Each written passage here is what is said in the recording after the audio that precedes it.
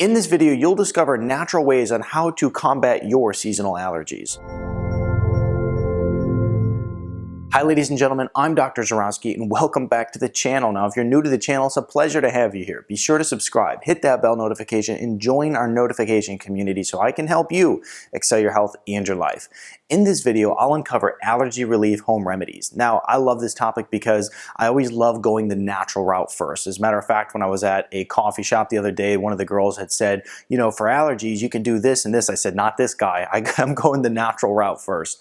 And you know, when we look at people who are suffering from allergies, it's a lot of people. I can tell you yesterday, almost every person who walked into my clinic had some sort of symptoms going on from allergies and they weren't feeling well. And this is a growing problem amongst children and also amongst adults. A lot of people are having immune disorders and autoimmune conditions, and allergies plays a huge role in that. So we'll talk about, in this video, we'll talk about the symptoms, the focus organs, the foods you need to watch out for, and then some of the nutritional support that you can do that helps bring down those allergies a notch. So let's first of all talk about the symptoms. And this is important because a lot of people who are kind of like borderline, they don't know if it's allergies or something else going on in their body. So here's some of the things that can arise when it comes to allergy symptoms. First of all, if you're having pain in the ear, I had a couple people who had told me, well, I think I have an ear infection going on.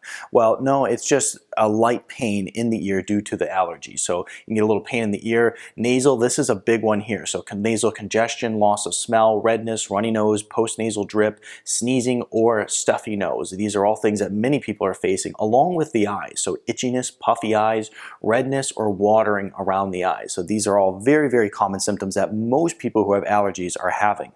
Respiratory, so breathing through your mouth or even wheezing. So some people, they'll feel like they'll have some sort of respiratory condition. They'll have a lot of wheezing when they're breathing. And also some other common symptoms too is coughing, fatigue, headaches is a big one, and you're getting these headaches because there's a lot of sinus pressure, itching, phlegm, or even throat irritation. So these are all things that if you're suffering from this, especially around the major seasonal allergy times, well then of course you're going to have some seasonal allergies that you want to start working towards reversing, because this problem can just get worse and worse as you age. Now, a couple of focus organs here. First of all, the liver. The liver is important because it's the organ that supports all organs. It filters the blood, and if your liver is not healthy, then the rest of your body can't be healthy either. So we always want to make sure that we're giving ourselves proper liver support. And I'll even put a link to the liver support that I use in the description below, but we want to make sure that we have a good, healthy liver because it's going to support the entire body. Next is gut health. We want to make sure that we're focusing on gut health because 80% or more of the immune system is located within the gut. So if we have very poor gut health, if we have problems like leaky gut, if we have SIBO, if we have a lot of different gut problems, then there's a good chance our immune system is going to be dysregulated as well. So we want to make sure during this time we support gut health if there is a problem. And if you're someone who has a lot of allergies that are really bad, you want to focus on improving your gut health altogether.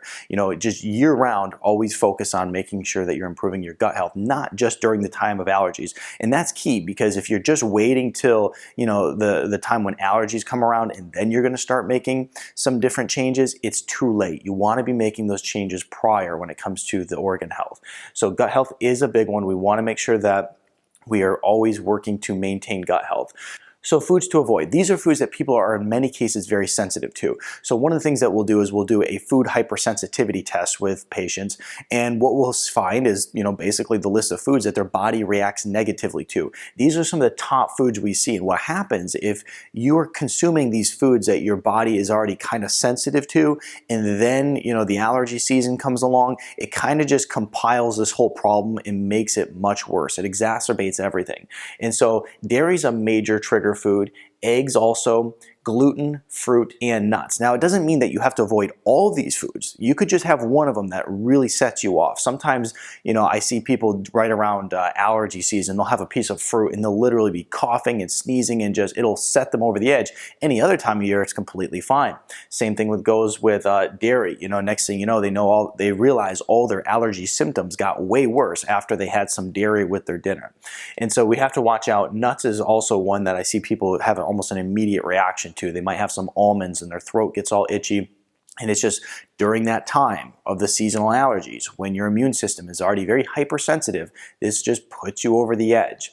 Now let's talk about some of the nutritional support, because this is important. And I think that, if you make some of these other changes and you're working to improve your gut health, your liver health, and you watch out for those foods that are causing you to react, this is really going to be the next step as to how you go and, just decrease this immune hypersensitivity issue and decrease your allergy symptoms. So first on our list is vitamin C. So taking high doses of vitamin C during this seasonal allergy time is very, very powerful. One of the things it's going to do is it's going to support deactivating histamine. Now, when you have this hypersensitive immune system, it basically will release histamine, and then as a result of there, you'll have the smooth muscle that will start to contract. You'll have some of the mucous membranes that will start to open up, and you'll have these IgE antibodies that will start to be released into the body, and it causes all these different symptoms. And so the vitamin C is going to go right to the source and help deactivate the histamine, which is going to in turn make these symptoms start to go away. It's also going to combat the hypersensitivity. So vitamin C is an important player when it comes to seasonal allergies. Next is bioflavonoids. So bioflavonoids, there's a whole bunch of them, and they're found in green leafy vegetables. Now, they're going to support reducing edema, which, if you have allergies, you have the puffiness around the eyes, your face is swollen. It's going to help reduce that edema. It's going to help reduce the mucus buildup, which is important. It's going to prevent that histamine release as well and moderate the immune system. So you're going to find that many of these things kind of just help create immune balance. That immune system is overreacting. It's going to help create that balance. Stinging nettle is also a nutritional powerhouse. It's going to help regulate the inflammatory activities. There's a lot of inflammation going on in the body when your immune system is hypersensitive. So stinging nettle is a really powerful way to help with that inflammation.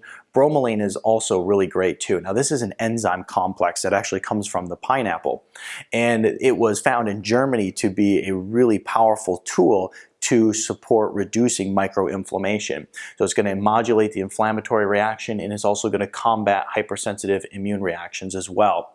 Now, last on our list is n-acetyl cysteine. Now, basically what this is the precursor to glutathione. So you can take n-acetyl cysteine, and it's going to help produce more glutathione, which is a very, very powerful antioxidant, much more powerful than vitamin C. It's considered the master antioxidant in the body.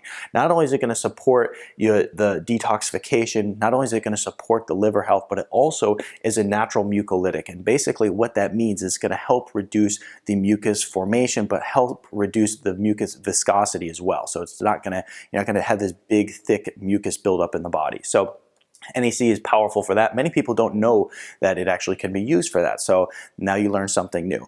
But what I'll do is go ahead and put a link in the description below to a formula that I use for allergies that contains all of this in clinically dosed levels. It's in the description below. But it's very important to make sure that you go and implement these different strategies into your life. I've seen it help so many people, and it really, really is a great way to naturally combat this problem. Like I said, I always like to take the natural approach to any type of health condition first. And then from there, if you still need the extra support, you go beyond that. But always go natural first. Be sure to give this video a thumbs up and share it with your friends. If you have any questions, put it in the comment section below. Also, don't forget to subscribe to my channel and check out my other videos on how you can improve your health. I'll see you in the next video.